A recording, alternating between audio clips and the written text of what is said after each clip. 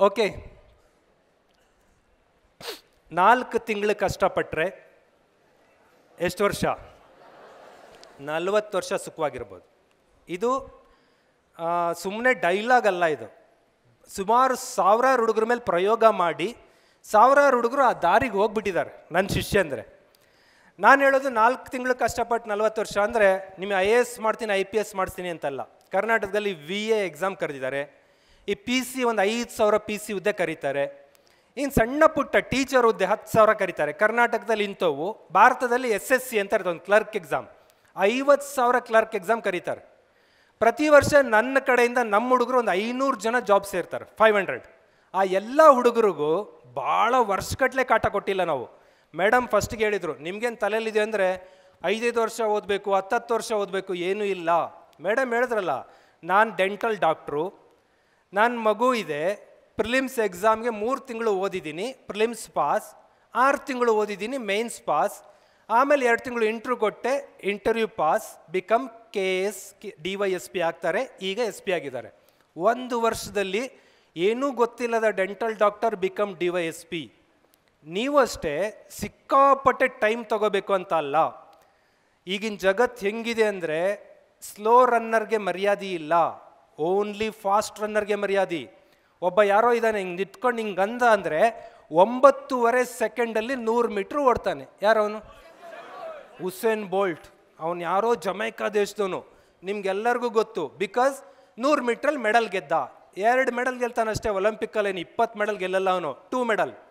ಅದೇ ಒಲಿಂಪಿಕ್ಕಲ್ಲಿ ಇನ್ನೊಬ್ಬ ಹುಡುಗ ಇದ್ದಾನೆ ಪಾಪ, ಅವನು ಓಡ್ತಾನೆ ಓಡ್ತಾನೆ ಓಡ್ತಾನೆ ಓಡ್ತಾನೆ ಓಡ್ತಾನೆ ಓಡ್ತಾನೆ ಓಡ್ತಾನೆ 1.5 ಗಂಟೆ ಆದಮೇಲೆ ರಿಸಲ್ಟ್ ಬರುತ್ತೆ, ಇವನು ಮ್ಯಾರಾಥಾನಲ್ಲೋ 10,000 ಮೀಟ್ರಲ್ಲೋ ಗೆದ್ದಿದ್ದಾನೆ ಅಂತ. ಅವನು 2 ಮೆಡಲ್ ಇಟ್ಕೊಂಡು ಹಿಂಗೆ ನಿಲ್ತಾನೆ. ನಿಮ್ಗೆ ಯಾರಿಗಾರು ಗೊತ್ತಾ? ಯಾರಿಗೂ ಗೊತ್ತಿಲ್ಲ. ಮೋ ಫೆರಾ ಅಂತ.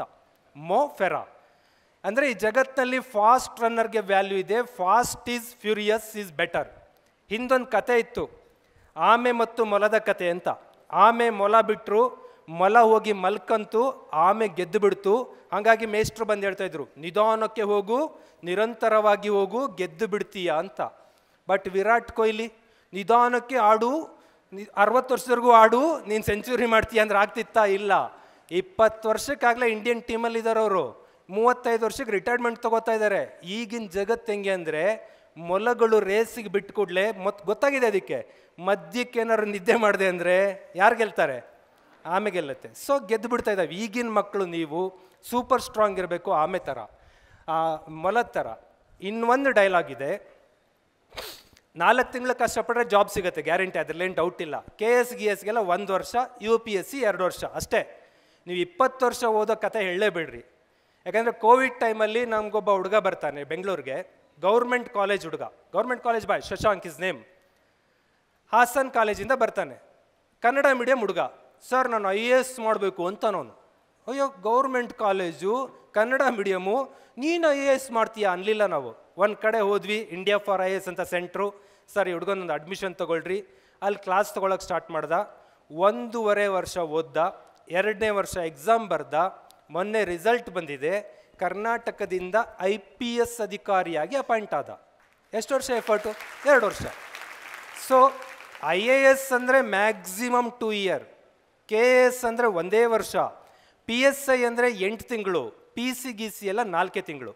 ನಾವು 40 ವರ್ಷ ಕಷ್ಟಪಟ್ಟರೆ, ಈಗ ನಾನು ಮೇಸ್ಟ್ರಾಗಿ ಆಯಿತು, ನಾನು 2000 ಸಮಥಿಂಗಲ್ಲೇ ಪೊಲೀಸ್ ಆದೆ, ಮೇಸ್ಟ್ರಾದೆ, ಸಂಬಳ ಬರ್ತಾಯಿದೆ. ಈಗ ನಾನು UGC ಸ್ಕೇಲ್ ಸ್ಯಾಲ್ರಿ 1.25 ಲಕ್ಷ ಸಂಬಳ ತೊಗೊಂಡು ಆರಾಮಾಗಿ ತಿನ್ಕೊಂಡು ಆರಾಮಾಗಿ ಮಲ್ಕೊಂಡು ಇದ್ಬಿಟ್ರೆ ನಾನು ಚೆನ್ನಾಗಿರ್ತೀನಿ ಅಷ್ಟೇ. ಬಟ್ ಸಮಾಜ, ನೀವಿದ್ದೀರಲ್ಲ, ಬಳ್ಳಾರಿಯ 1000 ಹುಡುಗರು ನಿಮ್ಮ ಜಾಬ್ ಕೊಡಿಸ್ಬೇಕಲ್ಲ. ನೀವು ನಂತರ ಸೂಪರಾಗಿ ಬದುಕಬೇಕು ಅಂದರೆ ನಾನು ನಿನ್ನೆ 400 ಕಿಲೋಮೀಟ್ರ್ ಜರ್ನಿ ಮಾಡಬೇಕು, ರಾತ್ರಿ ಎಲ್ಲೋ ಗೊತ್ತಿಲ್ಲದ ಹೋಟ್ಲಲ್ಲಿ ಮಲಗಬೇಕು, ಇವತ್ತು ಬೆಳಿಗ್ಗೆ ಎದ್ಕೋಬೇಕು, 5 ಗಂಟೆಗೆ ರೆಡಿ ಆಗಬೇಕು, ಬರಬೇಕು, ಮೋಟಿವೇಟ್ ಮಾಡಬೇಕು, ಕಂಟಿನ್ಯೂ ಯೂಟ್ಯೂಬಲ್ಲಿ ಪಾಠ ಮಾಡಬೇಕು, ನೀವಿಷ್ಟು ಜನ ಅಪಾಯಿಂಟ್ ಆಗಬೇಕು. ಹಿಂಗೆ ನೀವು ಸೇರ್ಕೊಂಡು ಕೆಲಸಕ್ಕೆ. ಒಬ್ಬ ಟೀಚರ್ ಆದಲಿ ಹುಡುಗಿ ಇಟ್ಕೊಳ್ರಿ, ವರ್ಷಕ್ಕೆ 100 ಹುಡುಗರು, 40 ವರ್ಷ ಸರ್ವೀಸು, 4000 ಹುಡುಗರಿಗೆ ಅವಳು ಬದುಕು ಕೊಡ್ತಾಳೆ. ಡಾಕ್ಟರ್ ಇದ್ದಾರೆ, ಅವ್ರು ಸುಮ್ಮನೆ ಗೌರ್ಮೆಂಟ್ ಎಲ್ಲೋ ಒಂದು ಕಡೆ ಕೆಲಸ ಮಾಡ್ಕೊಂಡಿದ್ರೆ ಲಕ್ಷಗಟ್ಟಲೆ ಸಂಬಳ. ಬಟ್ ಅದಲ್ಲ, ಬಳ್ಳಾರಿಯ ಲೈಫ್ ಟ್ರಾನ್ಸ್ಫಾರ್ಮೇಷನ್ ಮಾಡಬೇಕು, 40 ವರ್ಷ ಕಷ್ಟಪಡ್ತಾರೆ, ಆವಾಗ ಸಮಾಜ ಸುಖವಾಗಿರೋದು. ಬರೀ ನೀವು ಸುಖ ಆಗಿರೋದು ಜೀವನ ಅಲ್ಲ.